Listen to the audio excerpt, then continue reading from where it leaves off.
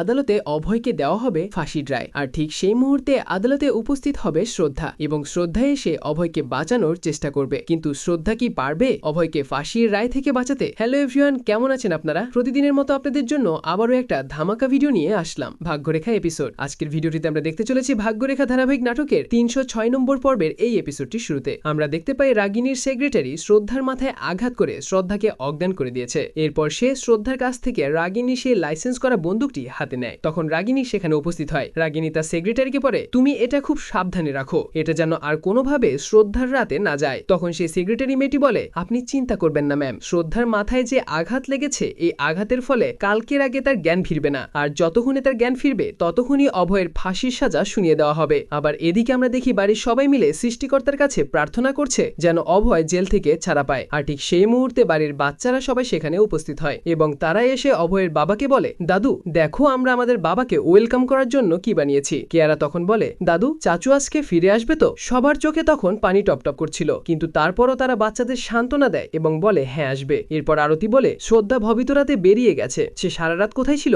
এখনো তার কোনো হদিশ নেই। এরপর কীর্তি মনে মনে ভাবতে থাকে, দুইটা এতক্ষণে আসা কথা, রাগিনী যে তার কোনো ক্ষতি করে দিল না তো। এরপরের দৃশ্যে আমরা দেখতে পাই বাড়ির সবাই আদালতে উপস্থিত হয়েছে। সবাই তখন মনে এক রেশ ভয় এবং কৌতূহল নিয়ে শ্রদ্ধার অপেক্ষায় ছিল, কিন্তু শ্রদ্ধা তখন আসে না। এরপর জজ সাহেব উকিলদের বলে, আপনারা আপনাদের স্টেটমেন্ট এখানে রেডি করুন। তখন বিরোধী পক্ষের উকিল বলে, জজ সাহেব আমি চাই আপনি অভয়ের কঠিন থেকে কঠিনতম সাজা দিয়ে দিন। কীর্তি তখন মনে মনে বলে, দিদু এখনো কেন আসছে না? দিদু আবার কোনো বিপদে পড়লো নাকি আবার? অন্যদিকে আমরা দেখতে পাই শ্রদ্ধার জ্ঞান ফিরে আসে। সদ্য তখন অভয়ে বলে চিৎকার করে। আর ঠিক সেই মুহূর্তে সেক্রেটারি মেয়েটি বলে, বাহ খুব ভালো, জ্ঞান ফিরতে না ফিরতেই তোমার স্বামীর নাম নিলে, কি ভালোবাসা। কিন্তু তোমার স্বামীর নাম তো আদালত পর্যন্ত পৌঁছাবে না, শীঘ্রই তার ফাঁসির রায় দিয়ে দেওয়া হবে। তখন শ্রদ্ধা ঘড়ির দিকে তাকায় এবং বলে, না এটা হতে পারে না। আবার এইদিকে জজ সাহেব বলে, এটা তো হতে পারে না, আমরা কোর্টের শুনানি এমন পিছাতে পারি না। এরপর বিরোধী পক্ষের উকিল বলে, হ্যাঁ জজ সাহেব আপনি যত দ্রুত সম্ভব আপনার রায় দিয়ে দিন। তখন কীর্তি দাঁড়িয়ে বলে, জজ সাহেব আপনি প্লিজ একটু ধৈর্য রাখুন, আমার দিদি চলে আসবে, এটা অভয়ের জীবন মরণের প্রশ্ন। তখন শ্রদ্ধাদের পক্ষে উকিল বলে,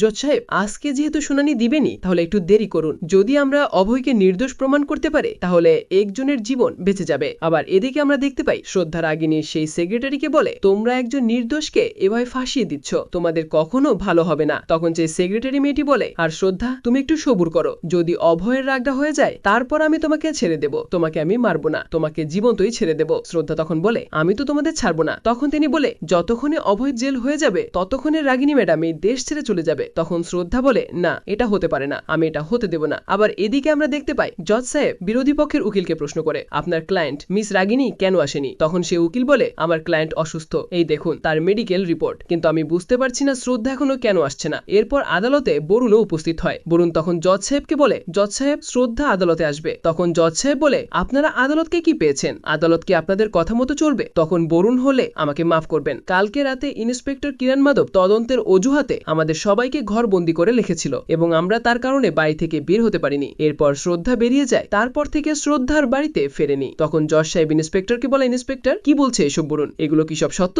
তখন ইন্সপেক্টর বলে, জজ সাহেব রাগিনী সিংহ আমাকে বলেছিল ত্রিপাঠী পরিবার তাকে হত্যার হুমকি দিয়েছে এবং এই কারণে আমি তাদের পরিবারে এভাবে তদন্ত করতে গিয়েছিলাম। তখন জজ সাহেব বলে, কিন্তু আপনি তো কোনো অনুমতি নেননি। তখন ইন্সপেক্টর বলে, জজ সাহেব শ্রদ্ধার গায়ে হওয়া বিষয়টির সাথে এই বিষয়টির কোনো সম্পর্ক নাই। এরপরের দৃশ্যে আমরা দেখতে পাই রাগিনীর সেই সেক্রেটারি শ্রদ্ধাকে বলে, শ্রদ্ধা তুমি কিভাবে চাও এই বন্দুক নিয়ে গিয়ে তুমি অভয়কে নির্দোষ প্রমাণ করবে? আমি এখন এই বন্দুক নিয়ে চলে যাচ্ছি, আর তুমি তোমার স্বামীর ফাঁসির রায়ের অপেক্ষা করো। এরপর সেই সেক্রেটারি সেখান থেকে চলে যাচ্ছিল। ঠিক সেই মুহূর্তে শ্রদ্ধা তাকে বলে, তুমি কি পাচ্ছ এসব করে? রাগিনী যে সেরে চলে যাবে তাহলে তোমার লাভ কি? তখন সেই সেক্রেটারি মেয়েটি বলে, আমারই তো সবচেয়ে বেশি লাভ, রাগিনী ম্যাডাম যদি দেশ ছেড়ে চলে যায় তাহলে তার এই কোম্পানি সিইও হবে আমি, আর এখানেই তোমার সবচেয়ে বড় ফায়দা। পরে রাগিনী সেই সেক্রেটারি সেখান থেকে চলে যায়। আর ঠিক সেই মুহূর্তে শ্রদ্ধা তার হাতের এবং পায়ের বাঁধন খুলতে সক্ষম হয় এবং সে সেক্রেটারির পিছু নিতে শুরু করে। আবার অন্যদিকে আমরা দেখতে পাই বরুণ জজ সাহেবকে রিকোয়েস্ট করে যেন তাদেরকে আর কিছুক্ষণ সময় দেওয়া হয়, শ্রদ্ধা ফিরে আসবে খুব শীঘ্রই, কিন্তু জজ সাহেব কোনো সময় দিতে চাচ্ছিলেন না। তখন কীর্তি দাঁড়িয়ে বলে, জজ সাহেব এই খুন অভয় করেনি, তিনি পিছনে লেগেছিল, হয়তো অন্য কেউ এই গুলি চালিয়েছিল। তখন বিরোধী পক্ষের উকিল বলে, জজ সাহেব এরা আপনাকে উল্টো পাল্টা বুঝিয়ে কেসটাকে ঘুরিয়ে দিতে যাচ্ছে। তখন জজ সাহেব কীর্তিকে বলে, আপনার বয়ানের উপর কি আপনার কোনো প্রমাণ রয়েছে? তখন কীর্তি বলে, হ্যাঁ জজ সাহেব প্রমাণ রয়েছে, প্রমাণ দিদুর কাছে রয়েছে, আর সে খুব শীঘ্রই আদালতে উপস্থিত হবে, আপনি আমাদের একটু সময় দিন। অভয়ের বাবা তখন জজ সাহেবের কাছে সময় চায়, কিন্তু তিনি তাকে আর সময় দিতে চান না। এরপর বরুণ অভয়কে চোখের ইশারা করে যেন সে অসুস্থ হওয়ার ভান করে। তখন অভয় অসুস্থ হওয়ার ভান করে। আবার এদিকে শ্রদ্ধা রাগিনী সেক্রেটারির কাছ থেকে বন্দুকটি কেড়ে নিতে চায়, কিন্তু ঠিক সেই সেই মুহূর্তে রাগিনীর সেক্রেটারি শ্রদ্ধার মাথায় সেই বন্দুক দিয়ে আঘাত করে। এরপর শ্রদ্ধা মাটিতে পড়ে যায়। শ্রদ্ধা তখন সেই সেক্রেটারির পা টেনে ধরে, কিন্তু সেই সেক্রেটারি একটা ফুলদানি নেওয়ার চেষ্টা করে। ঠিক সেই মুহূর্তে তাদের কলিং বেল বাজে। তখন সেক্রেটারি মেয়েটি বলে, এই সময় আমার বাড়িতে গেল।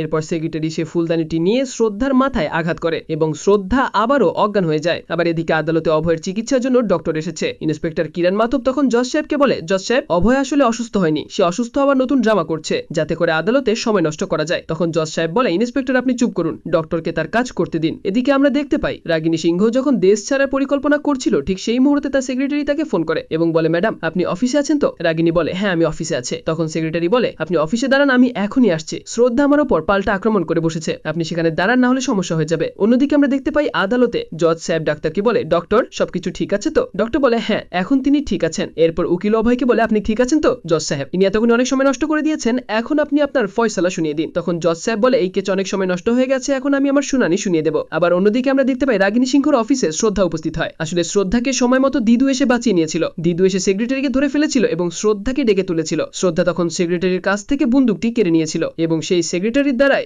রাগিনীকে কল করেছিল। এরপর শ্রদ্ধা রাগিনী সিংহকে বলে, রাগিনী যতক্ষণ পর্যন্ত আপনি আপনার দোষ স্বীকার করবেন না, আমি ততক্ষণ পর্যন্ত আপনার কিছু ছাড়বো না। তখন রাগিনী বলে, তুমি যাই করো না কেন শ্রদ্ধা, আমি কোনোভাবেই আমার দোষ স্বীকার করে নেব না। অনুদত শ্রদ্ধা বন্দুকটা বের করে রাগিনীর ওপর তাক করে। রাগিনী তখন ভয় পেয়ে যায়। রাগিনী তখন আস্তে আস্তে শ্রদ্ধাকে বোঝাতে বোঝাতে অফিসের বেলের ওপর চাপ দেয় এবং সেখানে সিকিউরিটি গার্ডরা উপস্থিত হয়। তখন রাগিনী সেই সিকিউরিটি গার্ডদের বলে, এগিয়ে নিয়ে যাও তোমরা, যতক্ষণ পর্যন্ত আদালতের রায় না আসে তোমরা ছাড়বা না। আবার অন্যদিকে আমরা দেখতে পাই আদালতে অভয় জজ সাহেবকে বলে, জজ সাহেব আমি আমার কসম করে বলছি আমি এই হত্যা করিনি। তখন উকিল বলে, জজ সাহেব এসব পুরনো কিচ্ছা আমরা অনেক শুনেছি, আপনি আপনার রায় শুনিয়ে দিন, আসলে অপরাধী তো এই অভয়। তখন জজ সাহেব বলে, সমস্ত প্রমাণের ভিত্তিতে আদালত এই সিদ্ধান্তে পৌঁছাচ্ছে যে এই হত্যা অভয় ত্রিপাঠী করেছে। আইপিসি 302 ধারা অনুযায়ী অভয়কে ফাঁসির রায় দেওয়া হলো। ঠিক সেই মুহূর্তে সেখানে শ্রদ্ধা উপস্থিত হয়। শ্রদ্ধা তখন আদালতের রাগিনীকে নিয়ে এসেছিল। শ্রদ্ধা তখন বলে, দাঁড়ান ইওর অনার। আর এরই মধ্য দিয়ে ভাগ্যরেখা ধারাবাহিক নাটকের 306 নম্বর এপিসোডটির সমাপ্তি ঘটে। আর 307 নম্বর এপিসোডটি আরো ধামাকাদার হতে চলেছে। সেই এপিসোডে শ্রদ্ধা প্রমাণ করে দেবে যে আসলেই হত্যাটি রাগিনী করছে। আজকে ভিডিও এই পর্যন্তই। প্রতিদিনের মতো ভাগ্যরেখা এপিসোড পেতে চ্যানেলটি সাবস্ক্রাইব করে আমাদের সাথেই থাকুন। ধন্যবাদ।